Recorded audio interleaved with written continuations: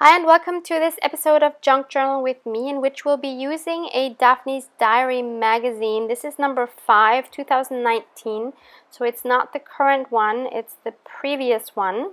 And we'll be making 3 different spreads using images from this magazine. And I've already pre-selected some images that I thought I might use today. I'm not going to be using everything that I picked out, but some of the images. And since I have a lot of new subscribers, hi everyone, I just like to quickly introduce myself. My name is Barbara. I live in Vienna, Austria, and I have this Junk Journal with Me series amongst some other videos, in the hope that they will inspire you for your own junk journaling in case you are stuck or you need some ideas. I try to give you a variety of things that you can do in your junk journal. So here I'm showing you some of the elements that I think I'm going to use. So the back of this issue had a really nice variety of some beautiful double-sided florals that were meant to use to make a fan out of, which actually would have been a really good idea because it's been really hot, but I didn't do that. I usually don't make the projects in the magazine. I usually find other things to do with them, and I just adore this magazine because there's always things in there that you can use in your journals. There's always beautiful images, and I especially loved this one with all these beautiful teacups. And maybe one day I have my own collection, if I ever have more space sorry, in my flat than I currently do. So maybe one day. It's good to have goals, right? So as you saw, I just cut that out and I backed it with some more sturdy cardstock. I have a whole bunch of beige marbled cardstock from my previous work, so I'm trying to use some of that. And so I just glued that on, and now I folded it in half because I wanted to make a little booklet in which I could write. And now I'm just evening out the sides to make them equal. And I'm inking it up, but then I realized I wanted to punch the corners, so I have this 4mm corner punch, which makes tiny, cute, rounded corners. It's from Aliexpress. I'm linking that below, and I'm actually punching all 4 corners, even the ones on the spine. And then I'm actually going to ink around the whole thing, inside and outside. Next, I'm using my Recollections clickable alphabet stamps, which I haven't used in a really long time, and I'm linking them down below as well. I did buy these from Michael's in the States. I don't know if they still have it. I'm also linking them below. They do have the exact same set on Amazon, but by a different brand, but it is the same thing. So check out the link below if you're interested. I love these stamps so much. They do have one issue though. Sometimes when you're trying to stamp a word like I'm trying to, or I just stamped the kindness, it didn't have 2 ends. Like some of the letters, they have double but not the ends, so you kind of have to stamp it in 2, which creates the problem that sometimes they don't line up exactly, and this isn't exact either, but it's good enough for me to work with. And now I'm just using my tear ruler. I also have 2 links for that below, and I'm obviously going to ink that up as well. And I just wanted to put that kindness as a title, but then when I had it on those teacups, I realized it's too big. It's covering up too much of the teacups, so I decided to cut it down as much as I could so that I would lose as little of the image as possible. And then I'm just going to re-ink that up. And this page is actually going to be dedicated to someone that has written me a really kind email, and her name is Giannina from Vancouver in Canada, one of my most favorite cities in the world. I've been there I think a couple of times actually, and I love it so much. And these stamps that I'm using here are also from Aliexpress, which I will also link below. They're very delicate, like borders and ornaments, and you will see when I stamp them here, I'm stamping these with my vintage photo ink because I didn't want the harshness of the black ink. So I'm going to show you a close-up here in a moment. So look at how beautiful these are. And I'm actually going to journal off camera, so I did that. Just journaling about this letter actually. And so now what I'm looking for is some more elements that I had pre-chosen. And I'm going to use this, what's meant to be a wrapping paper. And it's just got a whole bunch of letters on it where you can search words. And I'm also going to use this cute floral border. And out of those, I'm going to make a tuck spot in which I can put the letter and also the card that I've just written. So now I'm just straightening the edge that I have just cut off.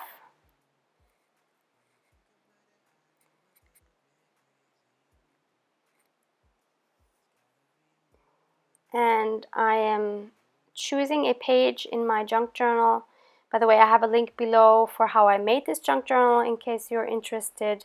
It's a no-sew binding method that I'd learned from Johanna Clough, or Clough. I don't know how to say it correctly. And I'm just measuring how wide and tall the paper needs to be. I'm again inking that up. And I'm also actually rubbing some of that vintage photo distress ink or distress oxide over it to take away a bit of the stark whiteness. And I'm doing the same thing with the floral border, which I'm going to put on one of the edges just to give it a little more decoration.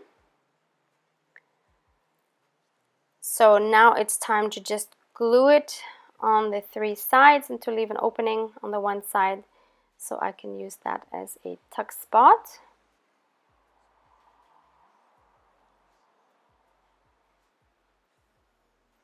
And here is this letter. I don't want to show it because it's private, but I printed it out on some coffee stained paper and I'm simply going to fold it in 4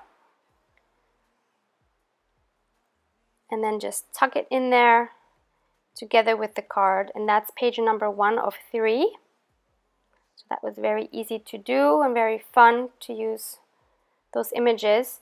For the second one, I definitely wanted to use some of those floral images, and I found one that where I thought the front and the back would fit together nicely because I was going to fold that over into a pocket. You'll see that in a moment.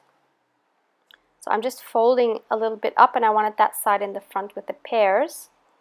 And I'm just going to fold that up to form a little pocket or tuck spot. And then I thought, well, I could actually add another one in the back to form another pocket.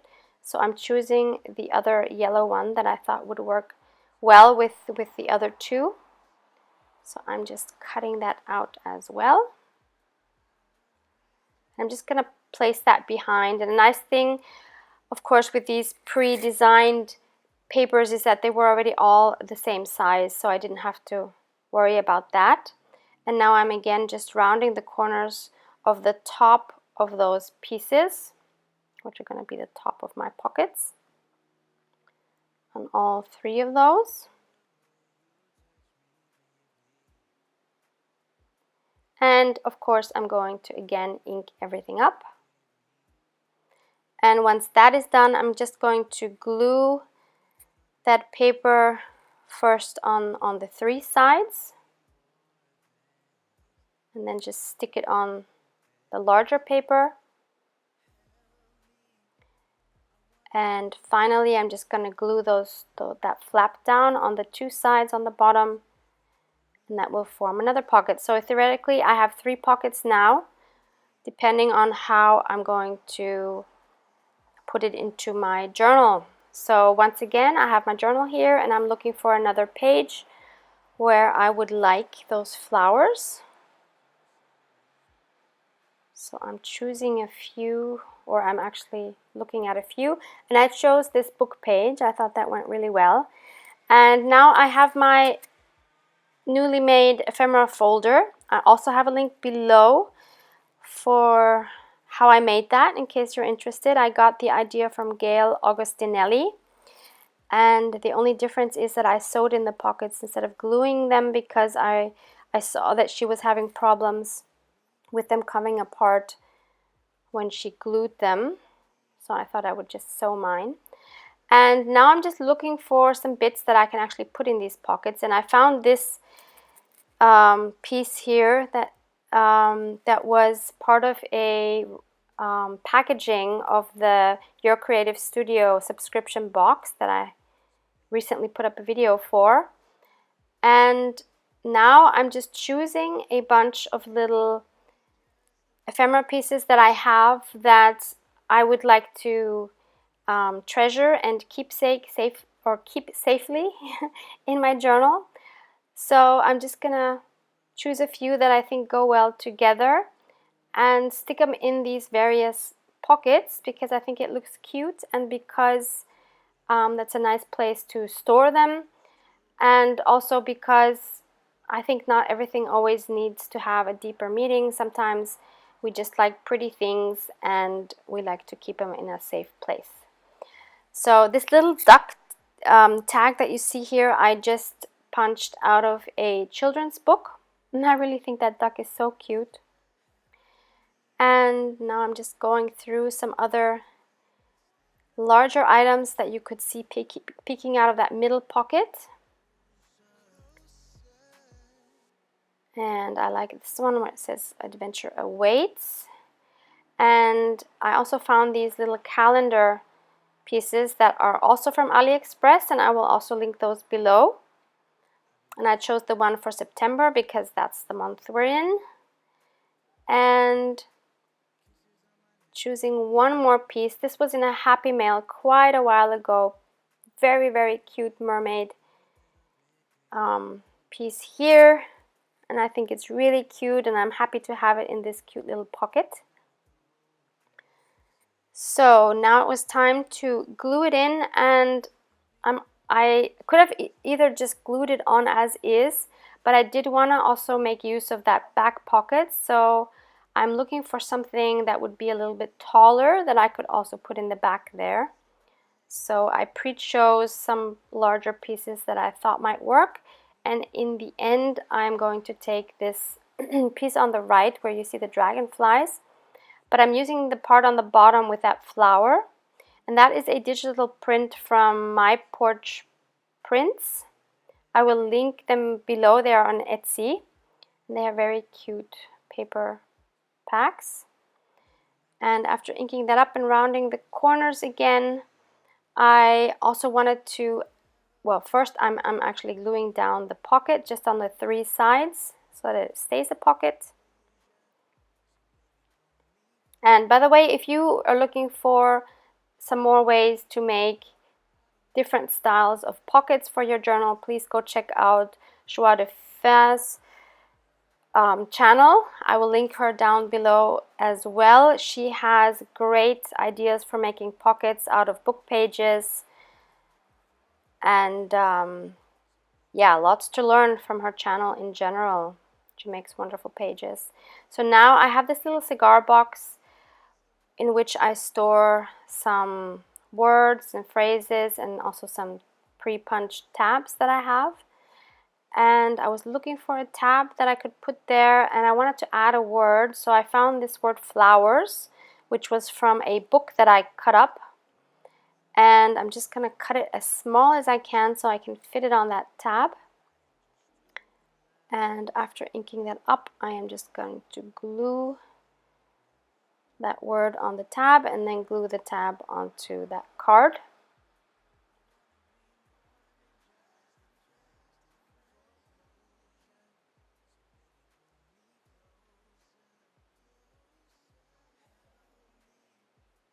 Yep, and I think that's perfect, and I just stick that in there so you can see the flowers tab on the front. So that is the second page. Of course, it adds quite a bit of bulk, but I'm not worried in this journal because if it gets too bulky, I can remove some pages, or if it's not bulky enough, I can add some pages, which is the beauty of such a flexible binding.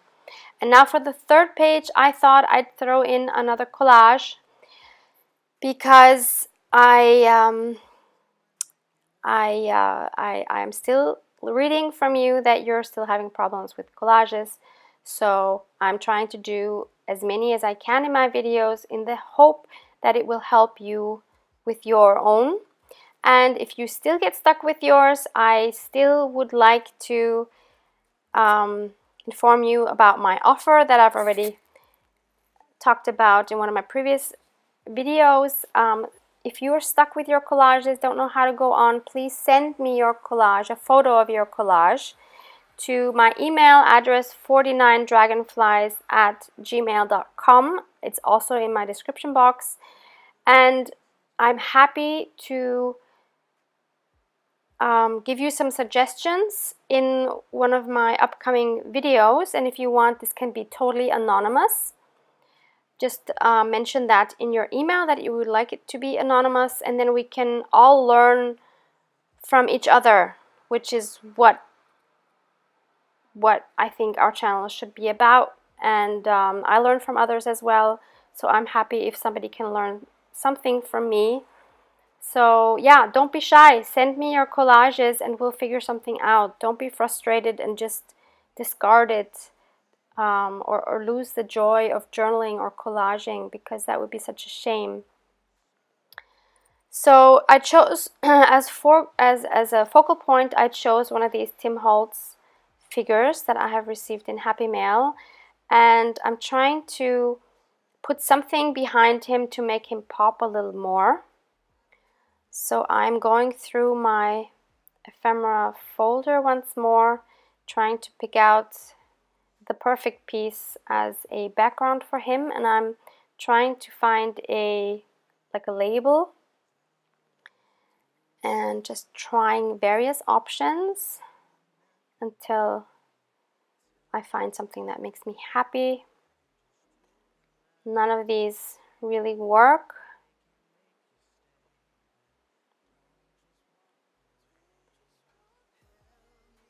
Going through some tickets now that I have.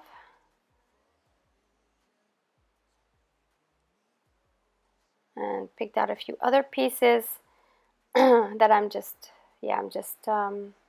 inking him up as well, just to make him stand out a little bit more. And finally, I actually choose this piece behind him because I think that makes him really stand out. And now I'm going to add some tickets just to add a little bit more interest there, just layering them up a little bit. And finally, I'm also going to add this little it's like a washi sticker label, and what I'm writing on there is the word waiting, because for me this guy looks like he's waiting for someone or something, and then you can use your imagination for what he's actually waiting for. And what I do after actually I stop the video is I take this off again and put it on some coffee dyed paper so that you can see the word better, because you will see now you don't really you can't really read it well. So in the photo at the end you will see that you can read it better. So I hope this helped. Send me your collages, and hope you got some inspiration. Have a wonderful crafty day. Thank you so much for watching, and hope to see you in the next one. Bye. When I think about it, get a little